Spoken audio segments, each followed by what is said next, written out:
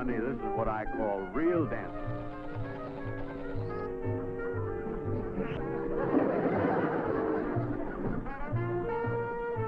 You know, honey, we're all wrapped up in each other.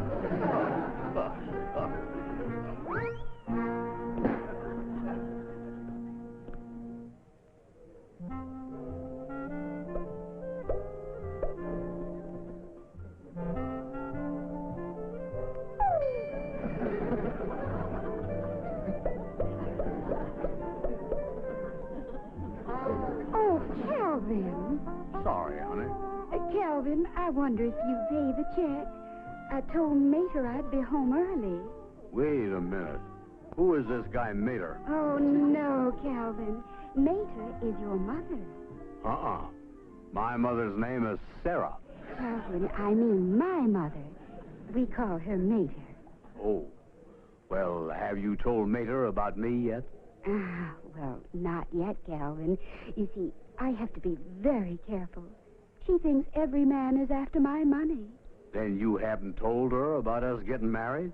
Well, I don't know about our getting married, Calvin. I know you care for me, but how do you know it's love? How do I know it's love? Honey, that's like asking Barney Oldfield if he knows how to shift gears.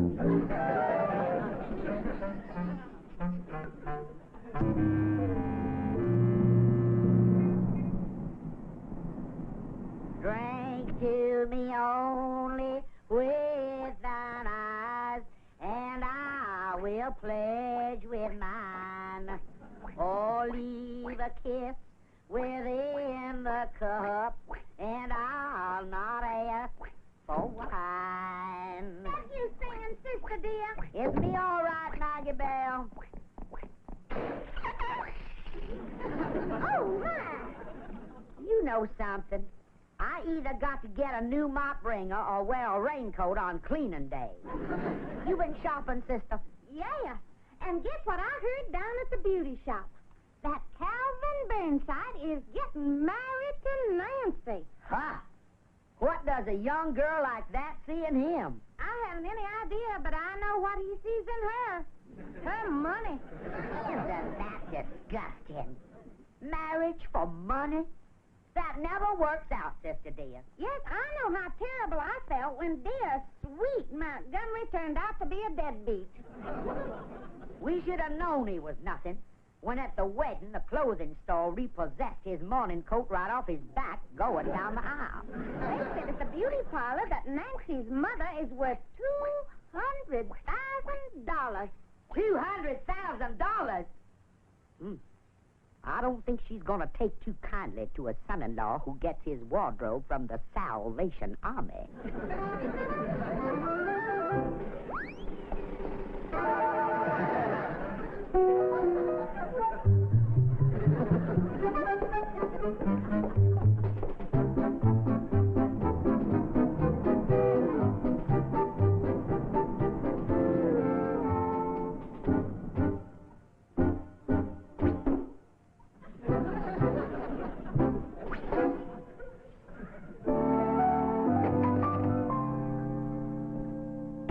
Colonel, congratulate me. I finally found the one girl in the world for me, and we're going to get married. Almost a bullseye. Well, Calvin, you have my sympathies. Sympathy? Colonel, what's so wrong with marriage? Calvin, it's a sneaky way to do it. These quick weddings. You meet the gal one day, you're engaged the next. From then on, they're so busy planning the wedding, you can't talk to her. Then the day before the marriage, you can't see her at all. And when you do marry her, she's wearing a veil. Well, what's wrong with all that? Calvin, have you ever gone into a grocery store to buy a honeydew melon? Sure. Well, marriage is just like buying a melon, without the privilege of squeezing it before you take it home. Yeah, well, I'm not worrying about that. With me and Nancy, it's the real thing. And, Colonel, you are the first one I'm inviting to the wedding. I don't want any part of it. She's a wonderful girl. You can leave me out. She's loaded with money. Calvin, shake hands with your best man. Well, that's generous of you. Of course, the only thing is, Nancy's mater doesn't want her to marry anyone who's after her money. Yeah, that might throw a monkey wrench into the matrimonial machinery. Calvin, let me tell you something. You need someone on your side. Someone who has your interest at heart. Someone who is crafty, underhanded, and who would stop at nothing to get their hands on that money. Yeah, but I don't know anyone like that. Calvin, you heard the expression that you can't see the forest for the trees. Well, right now, you are standing in the shade of the biggest weeping willow that ever grew.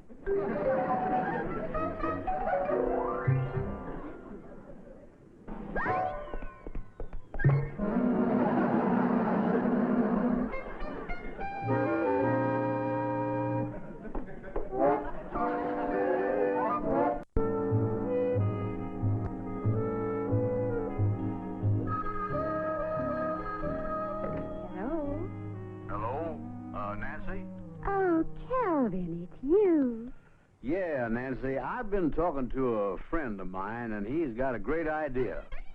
He suggests we elope without telling your mama. Oh, Calvin, if I did that, Mater would disinherit me. Funny how a great idea can go sour, isn't it? Well, you see, a while ago, I was in love with a boy named Rupert. We were engaged, but he never could put over his big deal, so Mater made us break up.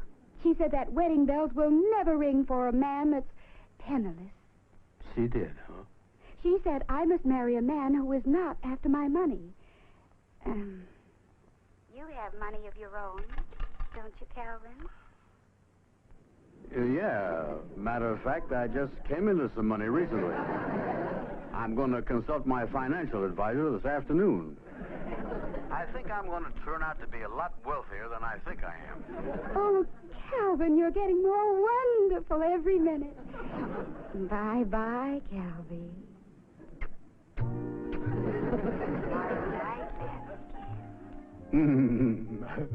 Oh, bye-bye, honey.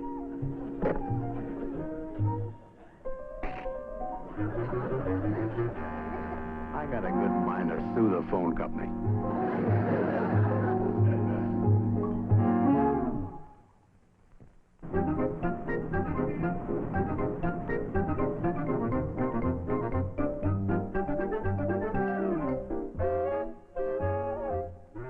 Calvin, did you say we are due at the hotel at 7? That's right.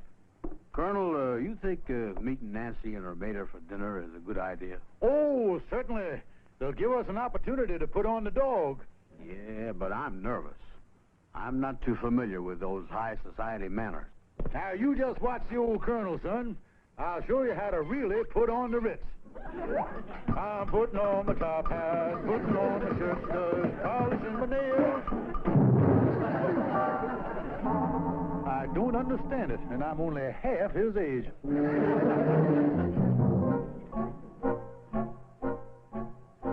It's 7:30, Colonel. Nancy said she and her mater would meet us here at 7 in the hotel lobby. Wait, Calvin, is that Nancy coming through the door now? Isn't she a dreamboat? Yeah, but that dreadnought behind her must be her mother. Look at that pile of blubber coming across the room. Oh, there you are, Calvin. How did do? Colonel Montgomery J. Claxton of Nashville, Tennessee, and former colonel of the Breckinridge County Zouaves. At your service, ma'am. How do you do? I'm so sorry we're late, but I was stuck between Broadway and North Street. Oh, that's okay, just as long as they pried you loose. I beg your pardon. Nothing at all. Now, my dears, let us sojourn into the salon and partake of some of our gastronomic delights. Yeah, let's get in there and tie on the feed bag. Nancy, may I take your arm? Why, thank you, Colonel. Calvin. Huh? Oh, yeah. Mater, may I take your arm? Here's my arm. Mater, you better take mine. I wouldn't want to strain my innards before I tangle with the grub. Ah, bonsoir, monsieur. May I help you, please? The Calvin Burnside, 44. Oui, monsieur. Right this way, please.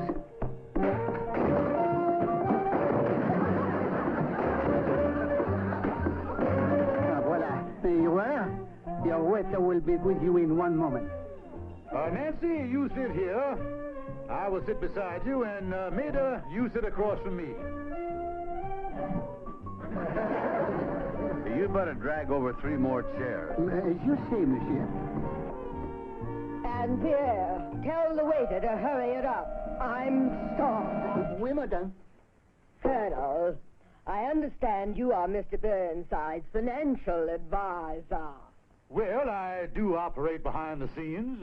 And Mr. Burnside, you must be very wealthy to have someone just to look after your money. Oh, yeah. When it comes to being filthy rich, I guess I'm just about as dirty as anyone. Well, Nancy, Mr. Burnside is quite different from that penniless Rupert fellow you were going with. No, Mater. Yes, sir, ma'am.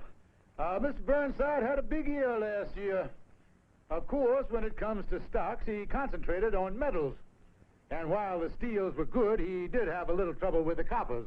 Yeah, they had me down to the station house 3 or 4 times. I'm afraid you'll have to excuse Mr. Burnside. Ever since he got his head caught in the bank vault door, he refers to the New York Stock Exchange as the station house. Oh, I see. There's the music. Would you care to dance, Nancy? Oh, I'd love to, Colonel. Calvin. Oh, yeah. Mater, would you care to get up and waddle the light fantastic with me? I'd love to.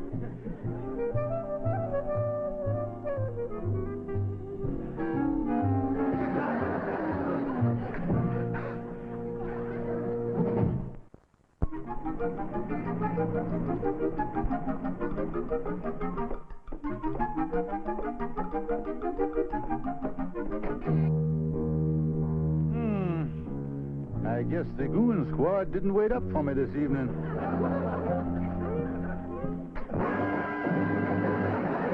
On second thought, I guess they're wide awake. Well, good evening, my 2 charming creatures. Never mind that, Montgomery. Where have you been to this hour of the night? I have been assisting the Bluebird of Happiness to build a little love nest in the hearts of 2 of my dearest friends. What do you mean by that? I've been trying to help Calvin marry a young chick so we can move in on her mama's loot. You mean he's going through with this crazy idea of marrying that rich gal? Sure. We've been at a swanky restaurant trying to impress her and her fat mama. You sure you haven't been out with some hussy yourself? Oh, no, sister dear. You know I'll always be true to Maggie Bell. When a person has lamb chops in the icebox, he don't go out looking for pot roast. Well, all right. We're going to bed. Good night, Montgomery. Good night, sweetheart. Good night, Sister Sue.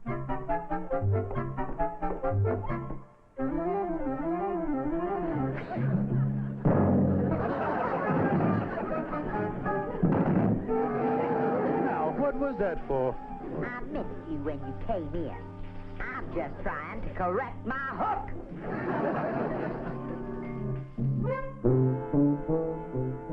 Oh, Nancy, this is wonderful news. Your mater says you can marry me, huh? Yes, she was so impressed with you last night. Someone who isn't interested in me for my money. Someone of your financial standing. I'm pretty rich sitting down, too. Rupert only had the money you have. If he had put over that big deal, Calvin, it would have been Rupert instead of you. Yeah, that's too bad about Rupert, but when will you and I be sniffing the orange blossoms? Well, of course, Calvin, with all the money you have, I know you'll want us to have our own little dream cottage.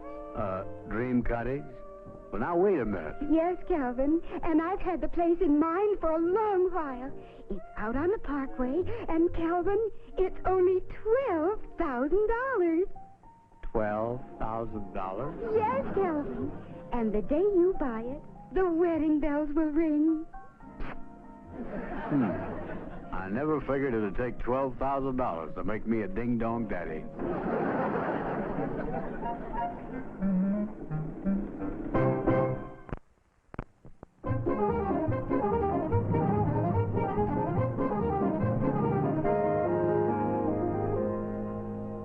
Yes, sir, Mr. Meikle.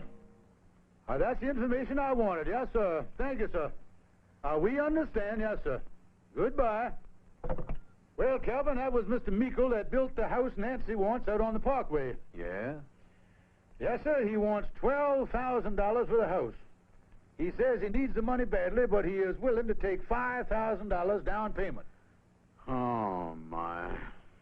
Where in the world are we going to get $5,000? And if we don't, Nancy won't marry me, and I'll miss out on all that money. After all, Rupert missed out because he didn't have any money. Now, Calvin, we've got brains. There must be a way. If we just put on our thinking caps... I just had a hot flash. Calvin, my brain is really on fire.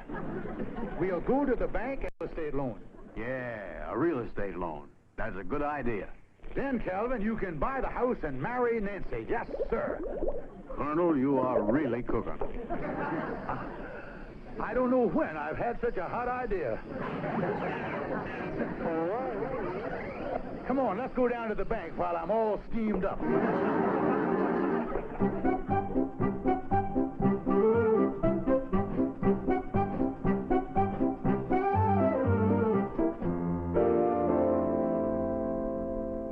You? Yes, sir. We want to borrow $5,000. Please do come in.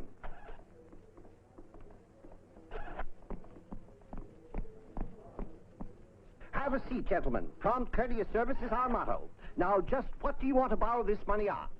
A $12,000 house.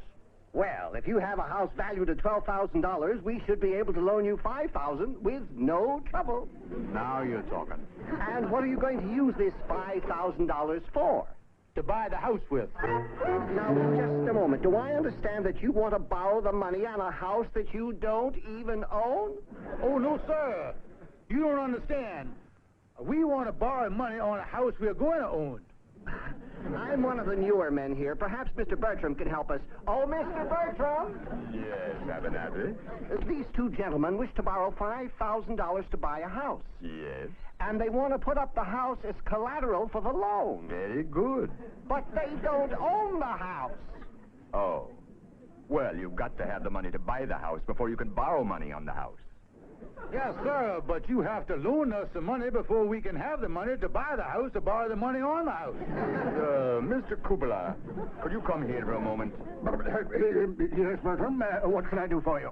Mr. Abernathy and I have tried to explain to these two gentlemen why we can't loan them $5,000 to buy a $12,000 house to borrow money on till they have the money to buy the house. Well, now, it's really very simple, isn't it? I'm glad to hear that. Number one, you need $12,000 to buy the house. Well, all we're asking for is $5,000. Yes, sir. I've already saved the bank $7,000. Look, you want to borrow $5,000, but first you need $12,000 to buy the house. You talked us into it. Give us the $12,000. No. Something wrong? Abernathy, ask Mr. Doozy if he would please help us. Oh, Mr. Doozy, could you help us a moment, sir? Gentlemen, Mr. Doozy is the president of the bank. G.A. Doozy at your service, gentlemen. Well, sir, we desire to borrow $5,000. $5,000 on a $12,000 house. Fine collateral. But, Mr. Doozy, they don't own the house. What they really need is $12,000. But all we are asking for is $5,000, which saves the bank $7,000. Excellent. I'll write you an okay for a cashier's check. Make it out to Calvin Burnside. But, Mr. Doozy... Gentlemen, anytime my bank can save $7,000 on one deal... Oops! What's the matter, Mr. Doozy? Gentlemen, I've worked for 18 years to establish this bank. I carefully selected my most worthy associates. And now, Mr. Burnside, after talking to you for just 5 minutes, do you know what I'm going to do? I'm taking my whole hand-picked staff and going back into the used car business. Come, gentlemen. How do you like that, Colonel? Come on, Calvin, we can take a hint. Let's take our business elsewhere. What are we going to do now, Colonel? We can't give up. I'll go home and get Maggie Bell's pearl necklace and hock it. You sell your automobile. I'll hock Sister Sue's mink coat. You cash in your annuity. And we ought to have the $5,000. Colonel, you're a financial wizard. We should never have gone to that bank in the first place. You're right, Calvin. We showed them how they could save $7,000, and they treated us like a couple of bums. Come on, Calvin, let's go before the hock shop's closed. $4,995, 96, 97, 8, 9, $5,000. There you are, Mr. Meikle. The $5,000 down payment. Fine. And here's the deed to the house. You understand it's $100 a month until the balance is paid. Oh, we understand. Oh, yes, I'm in the real estate business myself, you know. Well, I'm glad we could make a deal. I've had this house for sale for 6 months. It's been a very important sale for me. Yes, sir. It's been important to us, too, Mr. Meikle. Well, good day, gentlemen. Good day. Goodbye. Well, now, Calvin, we have the house. This will satisfy Nancy and her mater. Yeah, and tomorrow those wedding bells are going to ring.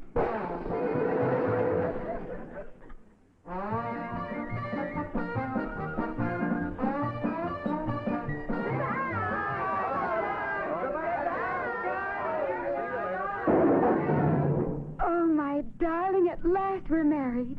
It was wonderful how you got that $5,000 for the house. Yes, Mrs. Rupert Meikle, and I wouldn't have gotten it if you hadn't maneuvered that poor sap Calvin Burnside into buying that house of mine. Montgomery, how come you're up for breakfast before noon? I got a bad case of insomnia. Could I have a piece of toast, please, Sister Sue? Tell me, Montgomery, how's Calvin's romance coming along? Yeah. I thought his marriage to that rich gal was all set. Ladies, if you don't mind, I'd rather not discuss weddings right now. For some reason, the whole subject of matrimony gives me shooting pains in my head this morning. Well, I don't think it's nice for you to say that about marriage when you're sitting right across from your wife. Yeah. I don't like the way you're acting this morning at all. Why don't you lovely ladies be sweet and nice to me and let me have another piece of toast? I'll be happy to. Won't you, Sister Sue? You see, my needs are simple. Ready. All I want to have Aim. is quiet. Fire! A chance to enjoy